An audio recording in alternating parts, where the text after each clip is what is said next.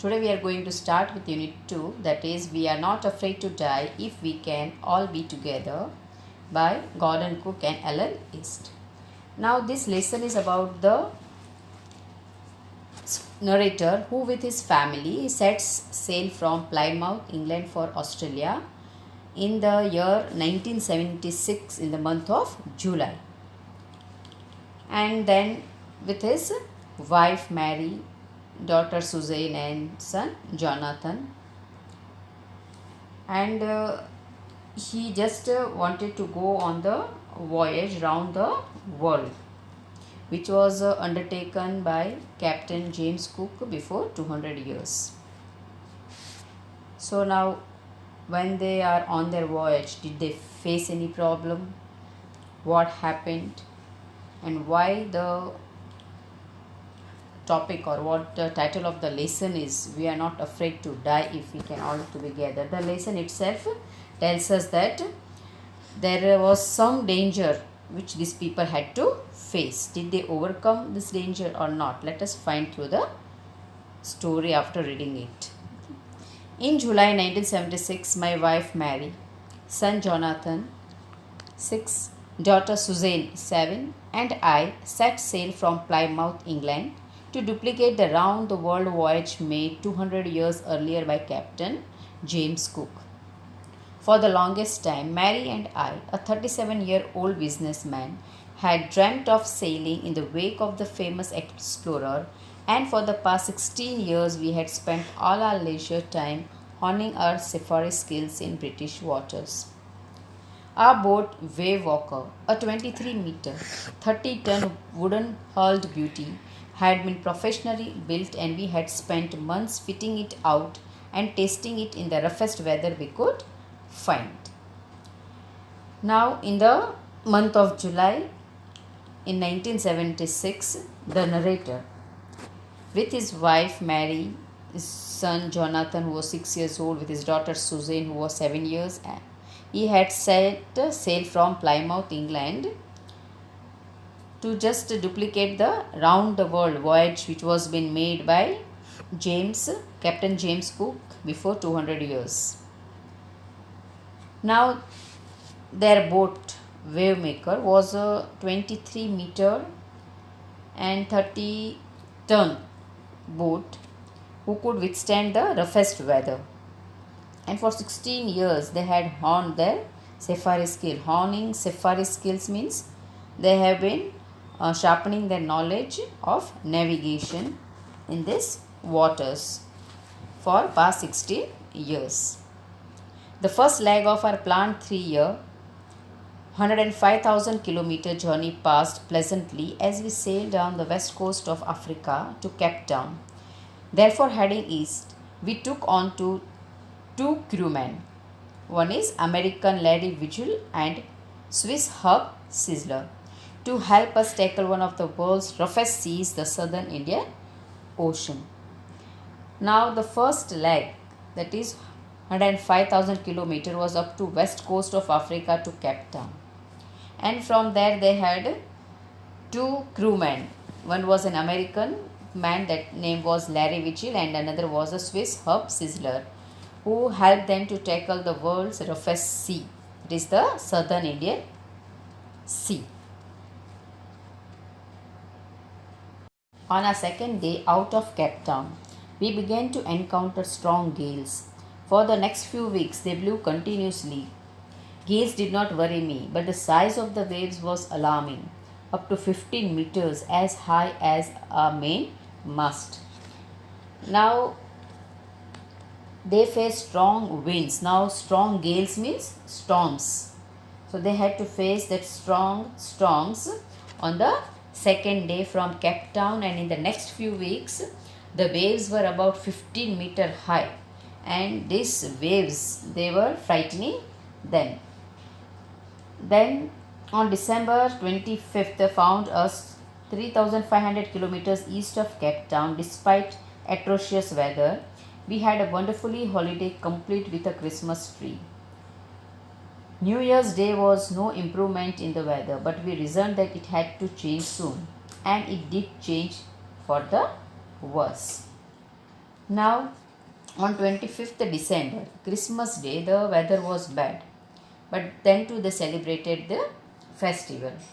And on 2nd January, again they just hoped that the weather would change, but it did change. But how the weather went worse.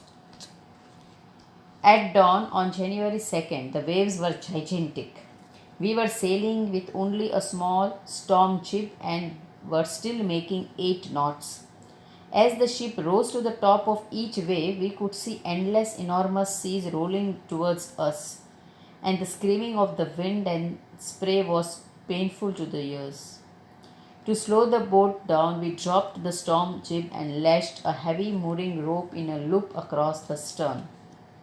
Then we double lashed everything, went through our life raft drill, attached lifeliness, donned oilskins and life jackets, and waited. The first indication of impending disaster came at about 6 p.m. with an ominous silence. The wind dropped and the sky immediately grew dark. Then came a growing roar and an enormous cloud towered aft of the ship. With horror, I realized that it was not a cloud, but a wave like no other I had ever seen. It appeared perfectly vertical and almost twice the height of the other waves with a frightful breaking crest. Now on January 2nd, the waves were very gigantic, means they were very huge. And they were sailing with only a small storm jib and were still making 8 knots. And the ship rose to the top of each wave. And as the waves were rising, the huge gigantic waves, they were rising up, the boat also was rising with it. You can just imagine the situation at that time, that how the boat was rising and how the people in the boat would be feeling at that time. And the first indication of the impending disaster came about 6 in the morning, and on January that is on January 2nd, and ominous silence prevailed. Ominous silence means the peace before any impending danger. If any danger is going to take place, there is peace all around. That is called ominous silence. So there was an ominous silence. The wind dropped and the sky immediately grew dark. Suddenly the sky started growing dark, and then there was a growing roar, and as if though the cloud had towered, had just been on their ship, but it was not the cloud, but it was a wave which has risen to a great height, and it was very frightful. That situation was too frightful. The roar increased to a thunder as the stern moved up the face of the wave, and for a moment I thought we might ride over it. But then a tremendous explosion shook the deck. A torrent of green and white water broke over the ship. My hat smashed into the wheel, and I was aware of flying overboard and sinking below the waves. I accepted my approaching death, and as I was losing consciousness, I felt quite peaceful. Now, the wind it dropped and the sky it had turned dark, and suddenly there was a huge vertical wave which hits the boat, and then there was a loud explosion, and the water there it came from all the sides and it wrecked the boat. The narrator's head smashed against the wheel, and then he was tossed against the boom of the boat, and then around the deck like a rag doll, the narrator left ribs just had last cracking sound was heard of his left ribs and breaking of his teeth. That means he got injured because of this wave which had moved him up and down in his boat. Unexpectedly, my head popped out of the water a few meters away. A wave walker was near capsizing, her mast almost horizontal. Then a wave hurled her upright, my lifeline jerked taut. I grabbed the guardrails and sailed through the air into wave walker's main boom. Subsequent waves tossed me around the deck like a rag doll. My left ribs cracked, my mouth filled with blood and broken teeth. Somehow I found the wheel, lined up the stern for the next wave and hung on. Now Before he could think anything, his head went inside the water, and his boat, that is a wave walker, was just going to overturn, and her mast means it is a tall spar which is erected on the middle and the center of the ship. So the boat was just going to get overturned, and the mast was almost horizontal. Actually it is always erected straight, but now it had horizontal, and the wave, it hurled the boat upright, and the narrator, his left ribs cracked and his mouth was filled with blood, and his teeth also broke and his mouth was full of blood.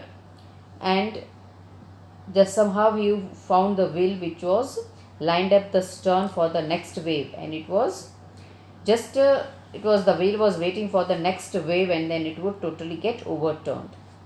Water everywhere. I could feel that the ship had water below, but I dared not abandon the wheel to investigate. Suddenly the front hatch was thrown open and Mary appeared. "We were sinking," she screamed. "The decks are smashed. We are full of water." Now the decks, they were also broken, and there was water everywhere in the boat. So Mary, who was the wife of the narrator, she came and started screaming that they were going to sink. "Take the wheel," I shouted as I scrambled for the hatch. Larry and Herb were pumping like madmen. Broken timbers hung at crazy angles. The whole starboard side bulged inwards. Clothes, crockery, charts, tins, and toys sloshed about in deep water. All the things which were there in the boat, they all just went in the deep water, and the two crewmen, Larry and Herb, they were pumping the water like the mad people. I half swam, half crawled into the children's cabin. "Are you all right?" I asked. "Yes," they answered from an upper bunk. "But my head hurts a bit," said Sue, pointing to a big bump above her eyes. I had no time to worry about bumped heads. Now the narrator, he went near his children's cabin and just asked whether they were all right. So Sue just told that she had got a bump over her eyes, but all that small injuries didn't make any difference for the narrator. After finding a hammer, screws, and canvas, I struggled back on deck with the starboard side waist open. We were taking water with each wave that broke over us. If I couldn't make some repairs, we would surely sink. Though the waves were hitting the boat, still the narrator, with his courage, he was just ready to repair the boat. Otherwise, he knew that they were surely going to sink. Somehow I managed to stretch canvas and secure waterproof hatch covers across the gaping holes. Some water continued to stream below, but most of it was now being deflected over the side. So somehow the narrator, he managed to stretch the canvas and to just across the gaping hole, so that holes will be, so that we could avoid the water coming through the holes. And somehow, and then the water continued to stream below, and now most of the water, it was being deflected, it was moving the other side of the boat. More problems arose when our hand pump started to block up with the debris floating around the cabins, and the electric pump short circuited. The water level rose threateningly. Back on the deck, I found that our 2 spare hand pumps had been wrenched overboard, along with the forestay sail, the jib, the dinghies, and the main anchor. Now what happened? When the hand pumps, they started to block up with the debris. At that time, there was also the short circuit in the electric pump, and because of that, the water level also rose very alarmingly, very frighteningly. And the back on the deck, I found that our 2 spare hand pumps had been wrenched overboard, and the two of the hand pumps also they just went the other side. Then I remembered we had another electric pump under the chart room floor. I connected it to an out pipe and was thankful to find that it worked. But the other electric pump, which he remembered that it was in the chart room floor, he just connected that pipe to just throw the water out of the boat. The night dragged on with an endless, bitterly cold routine of pumping, steering, and working the radio. We were getting no replies to our Mayday calls, which was not surprising in this remote corner of the world. Now, they didn't get any replies to the Mayday calls. Mayday calls means they are the distress messages which are sent from the boat over the radio. They were trying to send the messages, but they didn't get any replies because they were in the remote corner of the world. Sue's head had swollen alarmingly. She had two enormous black eyes, and now she showed us a deep cut on her arm. When I asked why she didn't make more of her injuries before this, she replied, I didn't want to worry you when you were trying to save us. Now,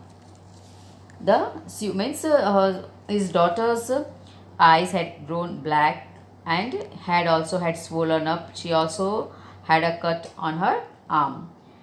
So these were the injuries which were caused because of the shipwreck, and she didn't show these injuries to his father because she thought that he would get worried, and she didn't want her father to get worried when he was busy trying to save the life of all the family members. By morning on January 3, the pumps had the water level sufficiently under control for us to take 2 hours rest in rotation. But we still had a tremendous leak somewhere below the waterline, and on checking, I found that nearly all the boat's main rib frames were smashed down to the keel. In fact, there was nothing holding up a whole section of the starboard hull except a few cupboard partitions. We had survived for 15 hours since the wave hit, but Wave Walker wouldn't hold together long enough for us to reach Australia. I checked our charts and calculated that there were 2 small islands in few hundred kilometers to the east. One of them, Isle Amsterdam, was a French scientific base. Our only hope was to reach these pinpricks in the vast ocean. Pinpricks means the islands. But unless the wind and seas abated so we could hoist sail, our chances would be slim indeed. The great wave had put our auxiliary engine out of action. Now, they had somehow survived for 15 hours, and by the morning of 3rd January, they had managed to pump out the water from the boat. But at that time, narrator found that there was a tremendous leak below the waterline, and the rib frames of the boat were damaged down to the keel of the boat. There was nothing holding up a whole section of the starboard hull except a few cupboard partitions. So the narrator and his wife Mary, they felt that there were and was near, and doubted if whether they could survive or not. The children were hurt during the disaster, but all of them, they bore their pain. On January 4th, after 36 hours of continuous pumping, we reached the last few centimeters of water. Now we had only to keep pace with the water still coming in. We could not set any sail on the main mast. Pressure on the rigging would simply pull the damaged section of the hull apart. So we hoisted the storm jib and headed for where I thought the 2 islands were. Mary found some corned beef and cracker biscuits, and we ate our first meal in almost 2 days. So on January 4, after 36 hours of their continuous pumping, they reached the last few centimeters of the water. Now only little water was there inside, and still they have to be very careful that the water would not enter the boat. If at all anything happened, the boat was going to get surely damaged. And Mary just gave them some corned beef and the biscuits, and that was their first meal they ate for almost in those 2 days. But a respite was short-lived. At 4 p.m., black clouds began building up behind us. Within the hour, the wind was back to 40 knots and the seas were getting higher. The weather continued to deteriorate throughout the night, and by dawn on January 5th, our situation was again desperate. Now, their hope was very short lived, and it means it was very for time being, because at 4 p.m. again the black clouds started getting collected, and within the hour the wind was again back to 40 knots. 40 knots means nautical miles per hour. So, and the sea waves again started growing higher. The weather continued to deteriorate, means the weather again was the worst, and by dawn and by dawn, that is early morning on January 5th, again the situation was desperate. When I went in to comfort the children, John asked, "Daddy, are we going to die?" I tried to assure him that we could make it. "But Daddy," he went on, "we aren't afraid of dying if we can all be together, you and Mummy, Sue and I." So when the narrator went to comfort his children, John, there is Jonathan, he asked his daddy that are they going to die. So giving him the assurance, the narrator told that they would try to save themselves. Again, Jonathan he added that he is not afraid if they all are together. Means if all the family members are together, he is not afraid to die. I could find no words with which to respond, but I left the children's cabin determined to fight the sea with everything I had. To protect the weakened starboard side, I decided to heave to with the undamaged port hull facing the oncoming waves, using an improvised sea anchor of heavy nylon rope and two 22-liter plastic barrels of paraffin.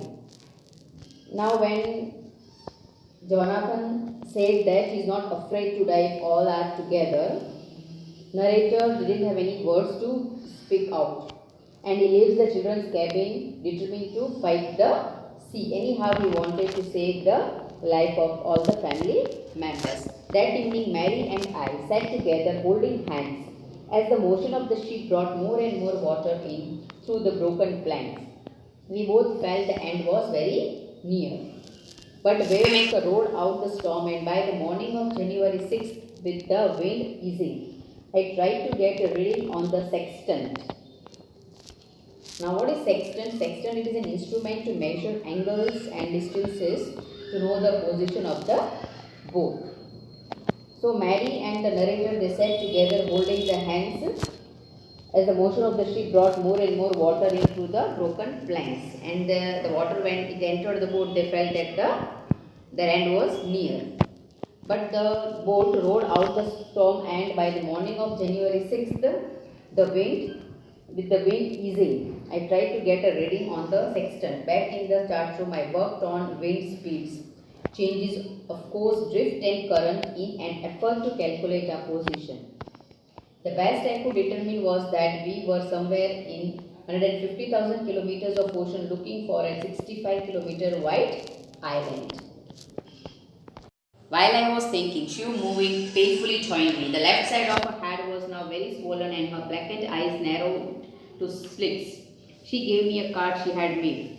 On the front she had drawn caricatures of Mary and me with the words, "Here are some funny people. Did they make you laugh?" I laughed a lot as well. Inside was a message. "Oh, how I love you both." So this card is to say thank you. And so when the narrator, he was calculating the position, and he just was looking for 65 kilometer wide island. At that time, his daughter just came to him. Her head was now much swollen up, and her eyes also had become they had become very narrow because of the swelling under her eyes also, and it became very dark black in color. And she gave a card to the narrator, to his father, in which she had drawn the caricatures of Mary and that is a mother and the father. And she said that she thanked both of them and also said all the best for just how they'll be able to save their lives. I checked and rechecked my calculations. We had lost our main compass and I was using a spare which had not been corrected for magnetic variation. I made an allowance for this and another estimate of the influence of the westerly currents which flow through this part of Indian Ocean. After 2 p.m. I went on deck and asked Larry to steer a course of 185 degrees. If we were lucky, I told him with a conviction I did not fail. He could expect to see the island at about 5 p.m. So, the narrator checked and rechecked the calculation whether they had lost their main compass. So now he was using a spare which was not having a correct magnetic variation. And then he asked Larry to steer up to 185 degrees. May they be lucky enough to reach the island very soon. Heavy heart, I went below, climbed on my bunk and amazingly dozed off. When I woke, it was 6 p.m. and growing dark. I knew we must have missed the island and with the sail we had left. We couldn't hope to beat back into the westerly winds. So with the heavy heart, the narrator, he went below and climbed on the bunk and he just dozed off. Just went on to sleep at that time, and when he woke up at 6 p.m., it was growing dark. It had started growing dark and he knew that they might have missed the island with the sailing of the boat. At that moment, a towel shed had appeared by my bunk. Can I have a hug? Jonathan asked. Sue was right behind him. Why am I getting a hug now? I asked. Because you are the best daddy in the whole world and the best captain, my son replied. So a tall shed head means a head with hair not arranged. Means when you are sleeping, you can see the condition of your hair, isn't it? So that is at that time when the narrator was dozing off, Sue just goes, his daughter goes near there and asks, can I have a hug? Jonathan asked. Sue was right behind him. Why I am getting a hug now? I asked. Sue asked to have a hug. So the father asked that why he wanted to hug him. So the son replies that he was the best daddy in the whole world and the best captain too. Not today, John, I am afraid. Why? You must be, said Sue in a matter-of-fact voice. You found the island. What? I shouted. It's out there in front of us, they chorused, as big as a battleship. I rushed on deck and gazed with relief at the stark outline of Amsterdam. It was only a bleak piece of volcanic rock with little vegetation, the most beautiful island in the world. So the narrator, after making some calculations, he had found two small islands a few hundred kilometers to the east, and they hoped that they could reach one of them. But and the father, he got motivation from his children too to save his boat, and after all were aboard on one of the island, that is Amsterdam. And the son came to tell his father with gratitude. He thanked his father, telling him that he was the best daddy and the best captain in the world to save the lives of the family members. We anchored offshore for the night, and the next morning all 28 inhabitants of the island cheered as they helped us ashore. So they anchored offshore for the night. And the next morning, all the inhabitants, those who were there on the islands, they helped these people to be on the shore. With land under my feet again, my thoughts were full of land and Herbie, cheerful and optimistic under the duress stress, and of Mary, who stayed at the wheel for all those crucial hours. Most of all, I thought of a 7-year-old girl who did not want us to worry about a head injury, which subsequently took 6 minor operations to remove a recurring blood clot between skin and skull, and of 6-year-old boy who was not afraid to die. Now after all, they were happy that they were now on the land. And the narrator was also much thankful to their family members. His wife who stayed near the whale for all those crucial hours, and his 7-year-old daughter, Sue, that is Susie, who didn't wanted to worry, he did not want to worry his father, telling about her head injury, and that head injury almost took 6 minor operations to remove the blood clot which was between the skin and the skull. And he also wanted to just thank his little boy, a 6 years old boy, who was not afraid to die. He just motivated his father too, that if they all were together, he is not worried to die, he is not afraid to die. So you can just imagine that if you people are determined and if you are united, then you can fight any kind of disaster, you can fight any kind of difficulties, you can overcome any difficulties if you are united and if you are motivated, or you motivate others also when they are feeling afraid of any kind of problems or any kind of difficulties they are facing. So here we end with the story. We will be meeting in the next session with the new lesson. Till then, goodbye.